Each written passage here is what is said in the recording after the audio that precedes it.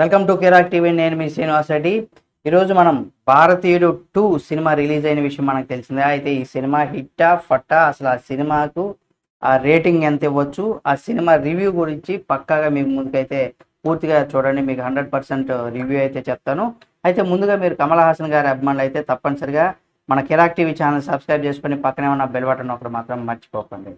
ఇక భారతీయుడు cinema review అలాగే రేటింగ్ సంబంధించి కనుక మనం చూసినట్లయితే, ఈ సినిమా 1996లో వచ్చినటువంటి భారతీయుడు సినిమా ఏదైతే ఉందో దానికి సీక్వెల్గా అప్పుడు ఆ సినిమా సంచలనం సృష్టించిన విషయం మనందరికీ తెలుసు. ప్రేక్షకులకు ఇంకా కూడా ఆ సినిమాను మరవలేదని చెప్పుకోవచ్చు. ఆ సినిమాను కూడా డైరెక్టర్గా శంకర్ గారే ఇచ్చేశారు. అయితే కమల్ హాసన్ యొక్క నటన ఏదైతే ఉందో, అలాగే ఏఆర్ రెహమాన్ మ్యూజిక్ ఏదైతే ఉందో, ఆ సినిమాకి ఒక ప్లస్ అని చెప్పుకోవచ్చు. ప్రతి ఒక అంశం ఇప్పటికి కూడా మన తెలుగు తమిళ ప్రేక్షకుల్లో కూడా మెదులుతూనే ఉంటుంది. దాంతో పాటుగా మనసులో కూడా మెదులుతూ ఉంటుంది. ఆ సినిమాని ఇప్పుడు చూసినా కానీ మనకు 100% ఆ సినిమా అంత బాగా అద్భుతంగా ఆ సినిమాలో ఉన్నటువంటి సెంటిమెంట్ కావచ్చు, ఆ సినిమాలో ఒక నిజాయితీగా ఉండాల్సినటువంటి, అంటే లంచం మీద ఆయన చేసినటువంటి ఏదైతే మెయిన్ థీమ్ ఏదైతే ఉందో దానికి సంబంధించి ఏ విధంగా కూడా తను నిర్ణయాలు తీసుకున్నాడు అనేది కూడా మనకు ఆ సినిమాలో చాలా స్పష్టంగా ఉంటుంది.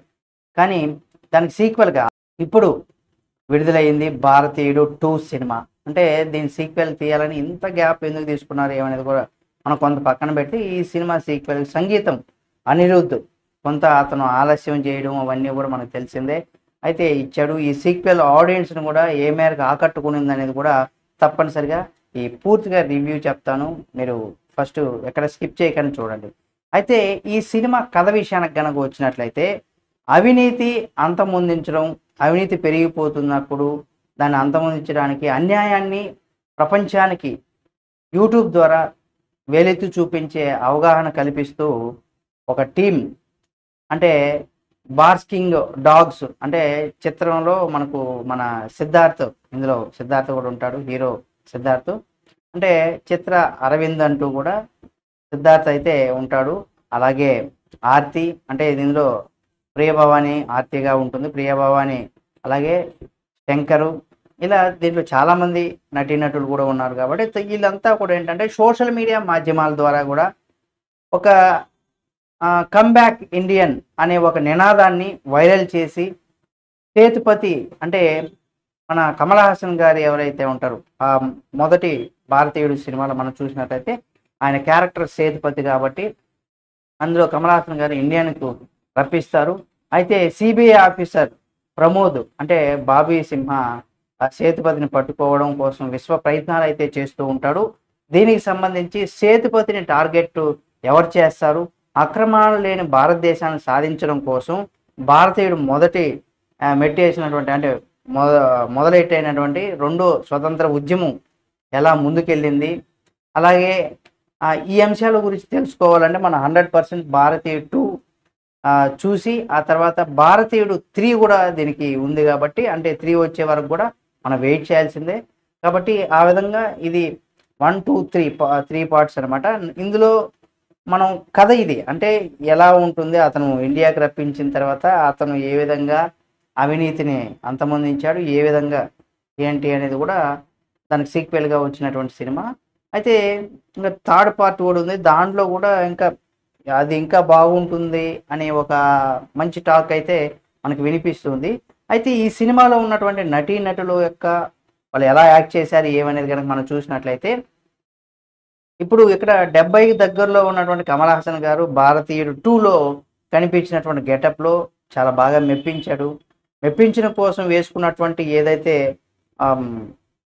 ప్రొస్థెటిక్ కోసమైనటువంటి ఆయన్ని మెచ్చుకొని తీరాలి. ఎందుకంటే ఆ గెటప్ ఆ వృద్ధాప్యంలో ఆ విధంగా తెలియడం కోసం, అంటే 100% ఫస్ట్ పార్ట్లో కూడా ఆయన గెటప్ కోసం ఎంత టైం తీసుకున్నారు, అసలు ఎంత టైం ఉండాల్సి వచ్చింది, ఇవన్నీ చూస్తే మనకు అర్థమవుతుంది. అయితే దాదాపు ఒక డిఫరెంట్ గెటప్లో ఇక్కడ మనకు కనిపిస్తారు. ఆయనకి ఏ సినిమాలో ఏ సినిమా చూసినా సరే ఆయన ఎమోషన్ పండించే అవకాశం ఎక్కువగా ఈ సినిమాలో అయితే రాలేదని చెప్పుకోవచ్చు. అసలు సినిమా మొత్తం కూడా మూడో భాగంలో ఉందనే ఒక సినిమా చివరకు వచ్చే వరకు కూడా మనకి ట్రైలర్ మనం చూసినప్పుడు చాలా స్పష్టమవుతుంది. అయితే సిద్ధార్థ్ మంచి ఇంపాక్ట్ ఉన్నటువంటి పాత్రలో ఆకట్టుకున్నాడని చెప్పుకోవచ్చు తన నటనతో. అలాగే రకుల్ ప్రీత్ సింగ్ పాత్రనికి నిడివి చాలా తక్కువగా ఉంటుంది. అయినప్పటికి కూడా అలాగే ప్రియభవాని శంకర్‌కి ఎక్కువగా స్క్రీన్ స్పేస్ లభించినప్పుడు కూడా పాత్రను కొంత కొంతమేర వాళ్ళు పండించలేకపోయింది అని కొంతమంది అనేసి కూడా మనం మన తోటి ఆడియన్స్‌లో కొంతమంది వాళ్ళైతే చెప్తున్నారు గానీ, పర్లేదు వాళ్ళు బానే చేశారని చెప్పుకోవచ్చు. అయితే ఇతర ఇక పరభాష నటీనటులు బోలెడు మంది ఇందులో ఉన్నారని చెప్పుకోవచ్చు. మనకు తెలుగులోకి వచ్చినప్పుడు విలన్‌గా కనిపించి కనుమరుగైపోయారు. కానీ ఎలాంటి ఆసక్తి కనబరచలేకపోయారనేది కూడా కొంత డిసప్పాయింట్ అయితే ఉంటుంది నటీనటులకు సంబంధించి. ఇక శంకర్ గారు ఎందుకో మరి కొంత ఆయనలో ఉన్నటువంటి మొత్తం పార్ట్ 3లో చూపిద్దామన్న ఒక ఉద్దేశంతో దీన్నేమన్నా మామూలుగా తీసేశారా ఏమో అన్నట్టుగా అనిపిస్తుంది గానీ మనం చూసినప్పుడు.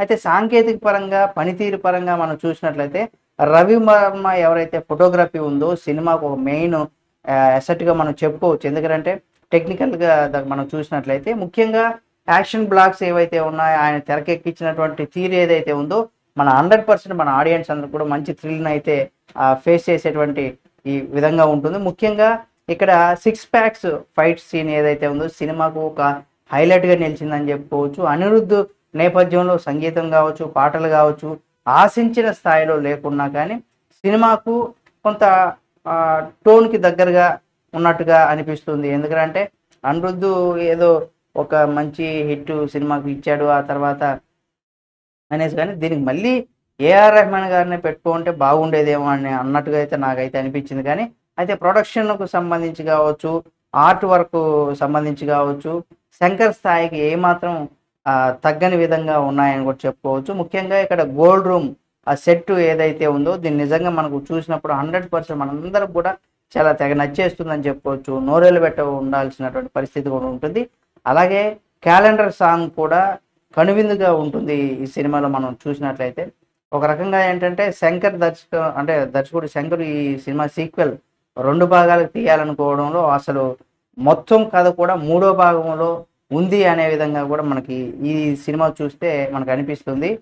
అందువలన శంకర్ ఈ సినిమాను ఆకట్టుకునే స్థాయిలో తీయలేదేమో అనే విధంగా కూడా కొంత మనకు అనిపిస్తూ ఉంటుంది. ఎందుకంటే సినిమా చూసిన తర్వాత ఇప్పుడు సీరియల్స్ చూస్తున్నప్పుడు ఏంటంటే ఒక సస్పెన్స్ ప్రతిరోజు ఒక ఎపిసోడ్ ముగించేటప్పటికి కొంత సస్పెన్స్ ఏ విధంగా అయితే క్రియేట్ చేస్తారో ఆ విధంగా ఈ సినిమా మొత్తం కూడా ఒక తీసుకొచ్చి ఇక అసలు కథ అంతా కూడా మొత్తం కావాలంటే పార్ట్ 3 చూడాల్సిందే అన్న విధంగా కూడా అంటే ఆ విధంగా అయితే ఈ సినిమా చూస్తే మనకు అనిపిస్తుంది. ఎందుకంటే భారతీయ 2 మెప్పించడానికి కాస్త మనకి కొంతమందికి ఇబ్బంది పడినప్పుడు కూడా మూడో భాగం మాత్రం 100% మంచి టాక్ మంచి హిట్ వస్తుంది అనేది కూడా మనం చెప్పుకోవాలి. ఎందుకంటే మంచి స్టేటస్గా పనికొస్తుందని చెప్పుకోవచ్చు. ఇవన్నీ కూడా ఆ పార్ట్లో ఈ 2లో ఉన్నటువంటివన్నీ కూడా రివీల్ అయ్యేది మొత్తం ఏ విధంగా ఉండబోతుంది అనేది కూడా పార్ట్ 3లో ఉంటుంది. అయితే శంకర్ ఎలాగా ఈ చిత్రాన్ని 2025 మొదట్లో కూడా విడుదల చేస్తాననేసి కూడా ముందుగానే దాని గురించి ప్రకటించేశారు. దాంతోపాటు ఇక్కడ షూటింగ్ కూడా అయిపోయింది కాబట్టి మూడో భాగం ఆయన త్వరలోనే ప్రేక్షకుల ముందుకు పూర్తి స్థాయిలో కూడా తీసుకొచ్చి మెప్పించేటువంటి అవకాశం చాలా పుష్కలంగా ఉంది.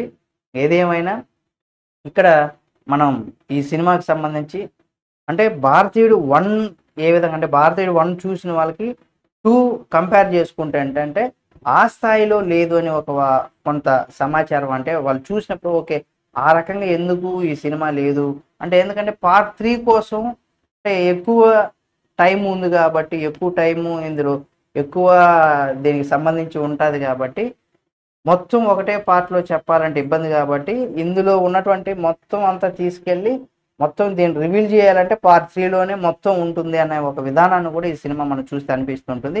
ఇక ఈ సినిమాకి సంబంధించి కొంత మన విశ్లేషణ పరంగా చూసినట్లయితే భారతీయ 2 చిత్రం ఏదైతే ఉందో 3 గంటలు నిడివి కాస్త ఇబ్బంది పెడుతుందని చెప్పుకోవచ్చు. అలాగే కమల్ హాసన్ గారి నటన ఏదైతే ఉంటుందో దానికి ఎవరం కూడా వంకబెట్టలేము. అలాగే అనిరుద్ సంగీతం కొంత మనకు ఈ సినిమాలో తను ఎందుకో మరి ఈ సినిమాకి అతను మొదటి నుండి కూడా చాలా అన్ని రకాలుగా సినిమా లేట్ అవ్వడానికి కూడా అనిరుద్ ప్రధాన కారణంగా మనం చెప్పుకోవచ్చు. అలాగే గ్రాండియర్ అలాగే శంకర్ టేకింగ్ ఏదైతే ఉందో టెక్నికల్ క్వాలిటీస్కి సంబంధించి కావచ్చు, థియేటర్లో మనం ఎంజాయ్ చేయడం కోసం ఖచ్చితంగా చూడాల్సినటువంటి చిత్రంగా మనం చెప్పుకోవచ్చు. ఈ రకంగా అయితే అంటే మనం నిజంగా సినిమా చూసినప్పుడు మనకు కూడా ఓకే ఇది కరెక్టే కదా అనే ఒక ఫీలింగ్ అయితే మనలో వస్తూ ఉంటుంది ఆ సినిమా చూసినప్పుడు. అలాగే అంతేకాకుండా ఇక ఈ సినిమాలో ఒక కొంత ఫోకస్ చేయాల్సినటువంటి పాయింట్స్ ఏంటంటే నవ సమాజ అంటే ప్రస్తుత సమాజంలో కీచుకులం భరతం పట్టినటువంటి భారతీయుడు 2 అని కూడా చెప్పుకోవచ్చు. ఎందుకంటే ఇది మంచి పాయింట్ అనమాట. అంటే ఎవరైతే లంచం, మంచితనం లేకుండా అవినీతి ఇలా ఎవరైతే ఉంటారో వాళ్ళకి సంబంధించి అయితే 100% ఈ సినిమాలో వాళ్ళ భరతం పట్టడానికి ఈ భారతీయుడు 2 సినిమా తీశారు. భారతీయుడు 1 ఏ విధంగా ఉంటుందో సేమ్ 2 కూడా అదే విధంగా అదే తరహాలో ఉంటుంది. 100% ఈ సినిమాని మనం కమల్ హాసన్ గారి నటన కోసం కావచ్చు, ఆ సంగీతానికి సంబంధించి పెద్దగా మనం చెప్పుకోలేకపోవచ్చు. కానీ ఒకటి తప్పితే పెద్దగా అతను ఎందుకో మరి అనిరుద్ధ్ ఎందుకు ఆ విధంగా చేశాడు ఏమో మనకు తెలియదు. కానీ కొంత నాకైతే కొద్దిగా మైనస్ అనిపించింది.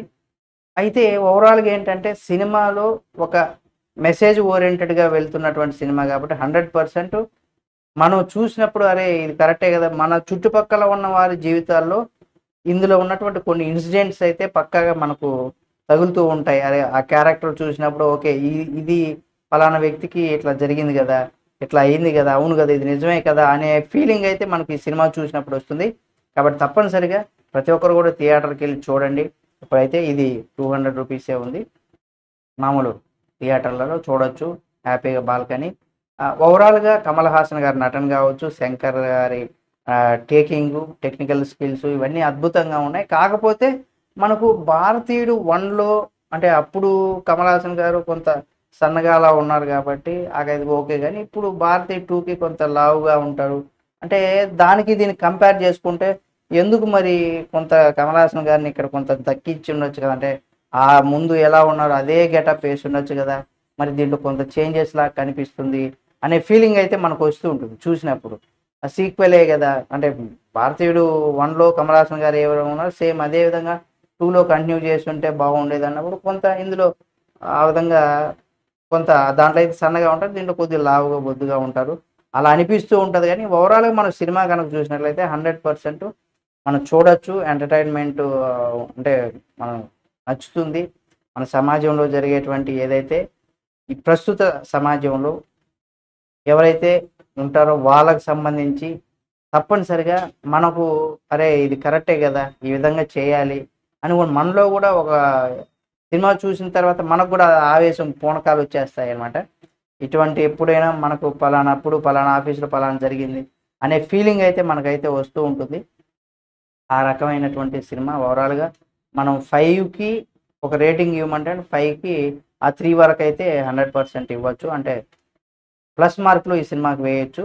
అంటే ఇప్పుడు మనకు కల్కి సినిమాతో పోలిస్తే కల్కి సినిమా డిఫరెంట్ కాబట్టి కంపేర్ చేస్తే ఆ రకంగా ఉండదు అని కూడా చెప్పుకోవచ్చు. ఎందుకంటే ఒకరేమో యూనివర్సల్ స్టారు, ఒకరేమో మంచి ఫేమ్ ఉన్నటువంటి డైరెక్టర్. కాబట్టి వీళ్ళిద్దరు కాంబినేషన్లో వచ్చిన ఈ సినిమా చూసిన తర్వాత మనకు భారతీయుడు 3 పార్ట్ ఎప్పుడు వస్తుందో దానికోసం అందులోనే మనం ఆ సినిమా చూడాలి అనే విధంగా అయితే మనకి ఈ సినిమా చూస్తే ఉంటుంది. ఓవరాల్గా ఈ సినిమా అయితే బాగుంది. తప్పనిసరిగా ప్రతి ఒక్కరు థియేటర్లోకి వెళ్ళి చూడండి, తప్పనిసరిగా మీకు నచ్చుతుంది. కాబట్టి ఈ వీడియో మీకు నచ్చితే లైక్ చేయండి. మీరు కనుక కమల్ హాసన్ గారి అభిమానులు అయితే తప్పనిసరిగా మన ఛానల్ని కిరాక్ టీవీ ఛానల్ సబ్స్క్రైబ్ చేసుకొని పక్కనే ఉన్న బెల్ బటన్ నొక్కడం ద్వారా కమల్ హాసన్ గారికి సంబంధించి మరిన్ని లేటెస్ట్ అప్డేట్స్ అన్ని కూడా మీ ముందుకు తీసుకొస్తుంది మా కిరాక్ టీవీ.